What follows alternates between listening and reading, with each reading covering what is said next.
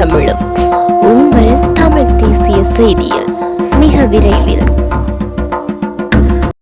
வடக்கு மாகாண கௌரவ ஆளுநர் என் வேதநாயகன் அவர்களுக்கும் யாழ்ப்பாண பாதுகாப்பு படைகளின் புதிய கட்டளை தளபதி மேஜர் ஜெனரல் KTP சில்வா அவர்களுக்கும் இடையிலான விசேட சந்திப்பொன்று இன்று செவ்வாய்க்கிழமை 3ஆம் தேதி காலை ஆளுநர் செயலகத்தில் நடைபெற்றது.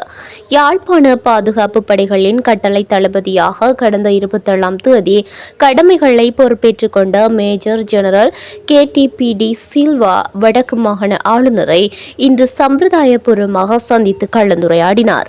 யாழ்ப்பாணம் மற்றும் கிளிநொச்சி மாவட்டங்களில் பொதுமக்களின் காணிகளை விடுவித்தல் தொடர்பாகவும் கடந்த காலங்களில் மேற்கொள்ளப்பட்ட காணி விடுவிப்புகளின் முன்னேற்றங்கள் தொடர்பாகவும் விரிவாக கலந்துரையாடப்பட்டது.